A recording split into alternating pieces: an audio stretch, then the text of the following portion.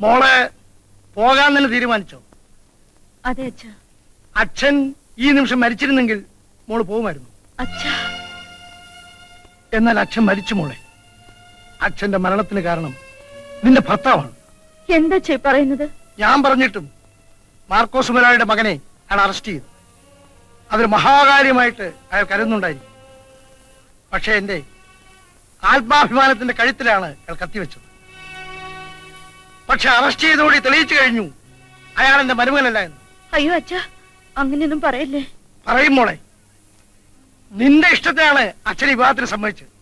പക്ഷെ അതും പറഞ്ഞോണ്ട് എന്റെ നെഞ്ചത്ത് കയറിയിട്ട് എന്നെ ഭരിക്കാൻ വന്നാല് നാറിനുള്ള അതിന് കിട്ടില്ല. ഇല്ലച്ചാ, എല്ലാം ശരിയാക്കാം. ഞാൻ പോയാൽ എല്ലാം ശരിയാകും.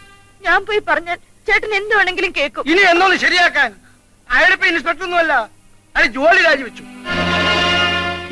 മണ്ടൻ. ഡിപ്പാർട്ട്മെന്റ് ഇഷ്ടം പോലെ ഇൻസ്പെക്ടേഴ്സിനെ കിട്ടും. ഇയാൾ പോലെ ഒരു പ്രശ്നമല്ല. പക്ഷെ എനിക്ക് പ്രശ്നമാണ്. ജോലിയില്ലാതെ ഒരുത്തന്റെ കൂടെ നടന്ന് നാരണപിള്ളയുടെ മകൾ തെണ്ടുന്നത് കാണാൻ ഞാൻ ജീവിച്ചിരിക്കുമ്പോൾ സമ്മതിക്കില്ല. നീയാണ് മറക്കുക. ഈ കുരുക്കിട്ട അച്ഛനാണ്. അത് അഴിക്കാനും അച്ഛനറിയാം. അയ്യോ അച്ഛാ, അച്ഛൻ എന്തൊക്കെയാ പറയുന്നത്? മോളെ, നീ ഇപ്പൊ അല്പം കരഞ്ഞെന്നിരിക്കും. പക്ഷെ ജീവിതകാലം മുഴുവൻ കരയാതിരിക്കാൻ വേണ്ടിയാണ് അച്ഛനിപ്പോ ഇങ്ങനെ ചെയ്യുന്നത്.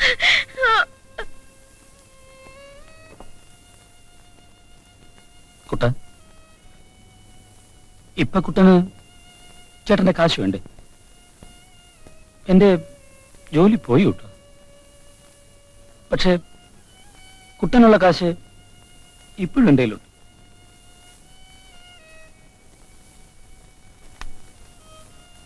പിള്ളേച്ച, എല്ലാം ഞാൻ അറിഞ്ഞു. Take it easy. എന്താ ഇത്? കാമ. പക്ഷെ രവി ഇപ്പൊ കരയേണ്ടത് എന്റെ തോളത്ത് കിടന്നല്ല. തോമച്ച, എനിക്ക് എന്റെ മണിക്കൂട്ടനെ കാണണം. എനിക്ക് എന്റെ മണിക്കൂട്ടനെ ഇപ്പൊ കാണണം. ജോലി പോയതൊന്നും എനിക്കൊരു പ്രശ്നമല്ല. പക്ഷെ എന്റെ മണിക്കൂട്ടൻ ഇപ്പൊ എന്റെ അടുത്തുണ്ടാവണം. ഒന്ന് വിളിക്കുകയല്ലേ വേണ്ടു. ഒരിക്കൽ വന്നതല്ലേ, അന്ന് 2 പടി താഴെ ഇറങ്ങിയാൽ മതിയായിരുന്നല്ലോ. ഞാൻ പോവും. ഞാൻ നാളെ തന്നെ പോകും തോമച്ച.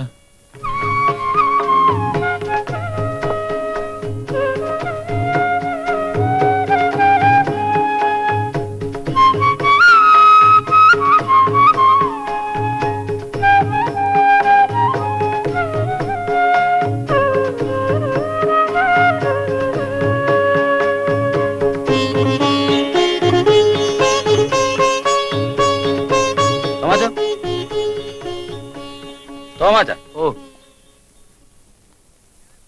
അപ്പോഴേ ഞാനൊന്ന് പോയിച്ചു വരാം. ഇനി ഞാൻ അങ്ങോട്ട് ചെന്നില്ലെന്ന് പറഞ്ഞ് നിങ്ങൾ എന്നെ കുറ്റപ്പെടുത്തരുത്. അങ്ങോട്ട് പോവാന്ന് വെച്ചാൽ കീഴടങ്ങാന്നല്ല എന്റെ അർത്ഥം. അത് നമ്മുടെ മഹത്വമാണ്. പോയിട്ട് എന്തു പറയാൻ പോകുന്നു? എന്തോന്ന് പറയാൻ? കുമ്പസരിക്കാൻ പോകുന്നു. ബഹളം ഒന്നും ഉണ്ടാക്കി ഇല്ലെന്നേ. ടൈമോടെ അവള് മോളെ കൊണ്ട് ഡോക്ടറിന്റെ അടുത്തേക്ക് പോയി. സാർ ഇവിടെ കയറുന്ന സമാജോ, ഇന്ന് പാക്കാരനാ നമ്മുടെ ശവനം. നല്ല ഐശ്വര്യമായിരിക്കും സാർ. കുറച്ച് കത്തുകളുണ്ട്. നമുക്കൊന്നുമില്ല ഭാസ്കര. ഇല്ല ഇല്ല, ഇത് വെച്ചോ മാച്ച, ഞാൻ വന്നിട്ട് വായിച്ചോളാം. ഒരു രജിസ്റ്റേർഡ് ഉണ്ട്. രജിസ്റ്റേർഡ്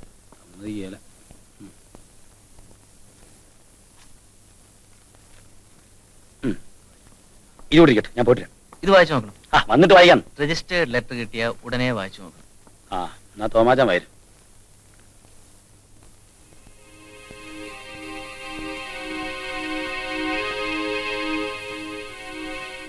തീർന്നല്ലോ, ഇനി പോവാലോ. വിളിച്ച ഒന്നിങ്ങി വന്നേ. വരണം, കാര്യമുണ്ട്, വരണം.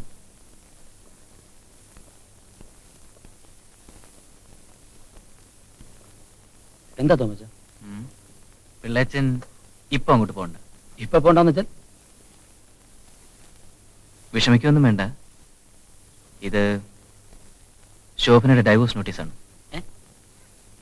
ഡൈവോഴ്സോ? തോമച്ചന് പ്രാന്തുണ്ടോ? പിള്ളേച്ചൻ ഞാൻ പറയുന്നൊന്ന് കേൾക്കണം. എന്നൊന്ന് കേൾക്കാൻ? ശോഭന എനിക്ക് ഡൈവോഴ്സ് അയക്കാന്ന് വെച്ചാൽ തോമച്ച കാണണോ? ഞാൻ പോയി ഇപ്പൊ വിളിച്ചാൽ ശോഭന എന്നോട് ഇറങ്ങി വരും. പിന്നെ എന്തോന്ന് ഡൈവോഴ്സ്? സമാധാനമായിട്ട് ഒന്ന് വായിച്ചു നോക്കണം. വായിക്കേണ്ട ആവശ്യം എന്തോ? വായിച്ചു നോക്കാൻ കാര്യങ്ങൾ അറിയുന്ന എങ്ങനെയാ? പിള്ളേച്ചൻ വായിച്ചു നോക്കണം.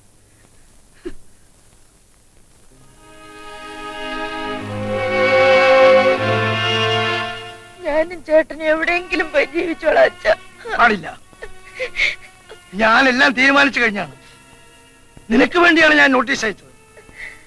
ഈ കേസ് ജയിച്ചില്ലെങ്കിൽ ഞാൻ ആത്മഹത്യ ചെയ്യും മോളെ. അല്ല, ഇങ്ങനെയൊക്കെ സംഭവിച്ചെങ്കിലും ഈ നോട്ടീസ് അയച്ച കാര്യത്തിൽ ശോഭനയുടെ മനസ്സിന്റെ 100% സമ്മതം പോലും ഇല്ല എന്ന് എനിക്കറിയാം. എന്നെക്കാൾ കൂടെ നിങ്ങൾക്കറിയാമല്ലോ.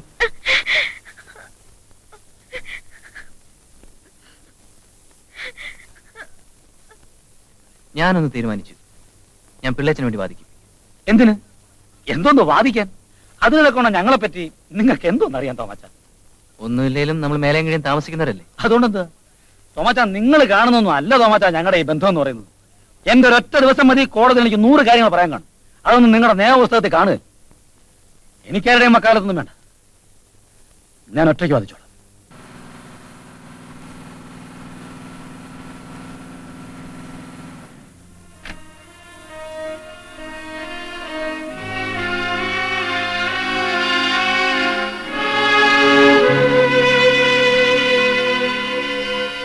ഇത്തരം കേസുകൾ ബാധിച്ച് വളരെ പേരുള്ള ഒരു വക്കീലാണെന്ന് എനിക്കറിയാം. പണം എനിക്കൊരു പ്രശ്നമല്ല. പക്ഷേ എനിക്ക് വേണ്ടി നിങ്ങൾ ഈ കേസ് വാദിക്കണം.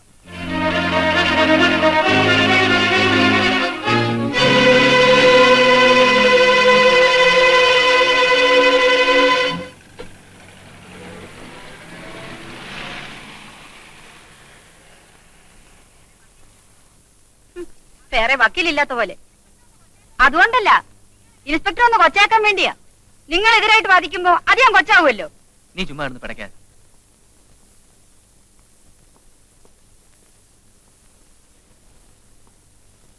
പിള്ളേച്ച, നിങ്ങളുടെ അമ്മായിയച്ഛനിപ്പോ വന്നിട്ട് പോയി. പുള്ളിക്കൊരു വക്കീല് വേണം. നിങ്ങൾക്ക് ഒരു വക്കീലിന്റെ ആവശ്യമില്ലെന്ന് എനിക്കറിയാം. പക്ഷെ അങ്ങേർക്ക് ഒരു വക്കീൽ ഉണ്ടായാലേ പറ്റൂ. കേസ് കൊടുത്ത ശോഭനയല്ലല്ലോ. അങ്ങേർക്ക് വേണ്ടി ഞാൻ കേസ് വാദിക്കണമെന്നാണ് പുള്ളിക്കാരന്റെ ഡിമാൻഡ്. ഓഹോ, അത് ശരി. തോമാച്ചൻ വാദിക്കണം. എന്റെ വീട്ടുകാരത്തിക്ക് വലിയ പ്രതിഷേധമാണ്. ഇത്ര അടുത്തിരുന്നിട്ട് ഏയ്, അതേ കാര്യമൊന്നുമില്ല. നിങ്ങൾ വാദിച്ചില്ലെങ്കിൽ വേറൊരാൾ വാദിക്കും. അത്രയല്ലേ ഉള്ളൂ. തോമാച്ചൻ എന്തിനാ പതർന്ന്? ഇപ്പൊ എന്റെ പേരിൽ നിങ്ങൾക്ക് തോന്നുന്ന ഈ പതർച്ച ഇതിനു മുമ്പ് എന്റെ അമ്മായച്ചന്റെ പേരിൽ തോന്നിയിരുന്നെങ്കിൽ ഈ പ്രശ്നങ്ങളൊന്നും ഉണ്ടാകത്തില്ലല്ലോ. നമുക്കൊന്നും പറ്റില്ല തോമാച്ച. നമുക്ക് നമ്മുടെ തൊഴിലാണ് മുഖ്യം. എനിക്കെതിരെ കോടതിയിൽ എങ്ങനെ വാദിക്കണം എന്നുള്ളതാണോ തോമാച്ചന്റെ വിഷയം? അത് സാരമില്ലെന്ന്. ഈ ഒരു കേസിൽ എനിക്കെതിരെ ഏത് വക്കീലായാലും അതൊരു പ്രശ്നമല്ല. ഞാൻ വാദിക്കുന്ന എന്റെ ഭാര്യയ്ക്ക് വേണ്ടി, ശോഭനയ്ക്ക് വേണ്ടി വാദിക്കാൻ എനിക്ക് മാത്രമേ ഈ ലോകത്ത് പറ്റൂ.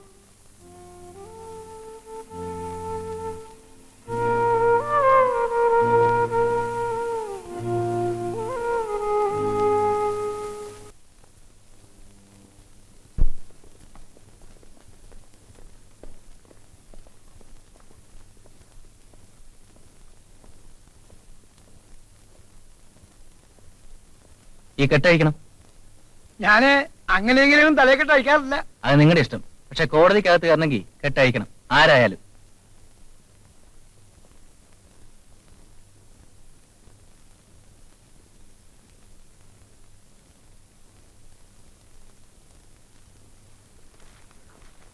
OPHMA 7284 ഹർജിക്കാരി കമലാക്ഷിയമ്മ ശോഭനകുമാരി.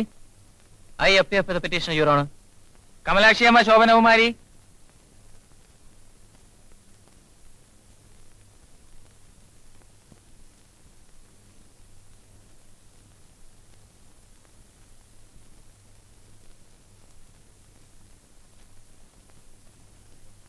എതിർകക്ഷിക്ക് വേണ്ടി ആരാണ് വാദിക്കുന്നത്? നിങ്ങൾക്ക് വക്കീലില്ലേ? ഇല്ല, എനിക്ക് വേണ്ടി ഞാനാണ് വാദിക്കുന്നത്. ഈശ്വരൻ സാക്ഷിയായി പറയൂ. ഈശ്വരൻ സാക്ഷിയായി കോടതി മുമ്പാകെ കോടതി മുമ്പാകെ സത്യം ബോധിപ്പിച്ചുകൊള്ളാം. സത്യം ബോധിപ്പിച്ചുകൊള്ളാം. Yes, you may proceed. Mister Ravikumar നിങ്ങളുടെ ഭർത്താവാണല്ലേ? അതെ. നിങ്ങളുടേത് ഒരു പ്രേമ വിവാഹമായിരുന്നു, ശരിയാണോ? അതെ. വിവാഹത്തിന് മുൻപ് ഭർത്താവിനെ പറ്റിയുള്ള നിങ്ങളുടെ സങ്കല്പങ്ങൾ വിവാഹത്തിന് ശേഷം ഈ ചുരുങ്ങിയ സമയത്തിനുള്ളിൽ പാടെ തകർന്നു പോയെന്ന് ഞാൻ പറഞ്ഞാൽ നിങ്ങൾ സമ്മതിക്കുന്നുണ്ടോ?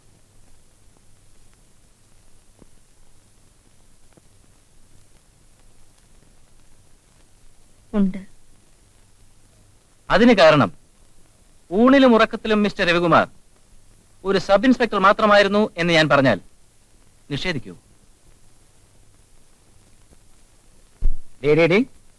സ്ഥലം സബ് ഇൻസ്പെക്ടറാ ഇതൊക്കെ ചെയ്യുന്നത്.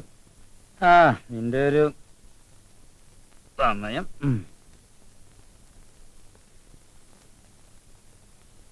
നിങ്ങളെ തല്ലാറുണ്ടല്ലേ? ഇല്ല. തല്ലിയിട്ടേ ഇല്ല?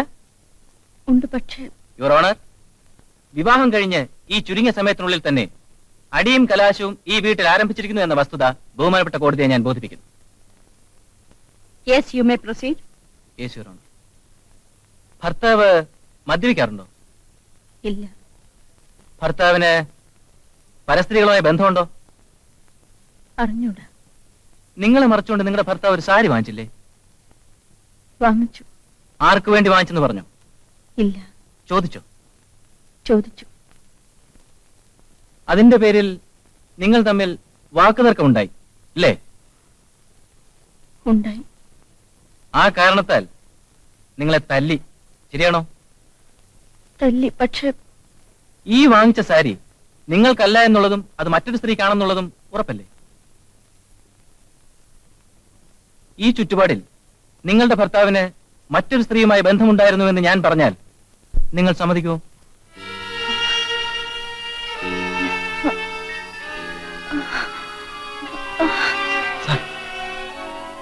കോടതി. the case is adjourned.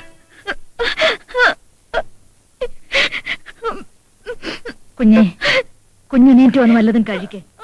ഞാൻ ദേ എല്ലാം എടുത്തു വെച്ചിട്ടുണ്ട്. ഇങ്ങനെ കിടന്ന് കരഞ്ഞാലെങ്ങനെ?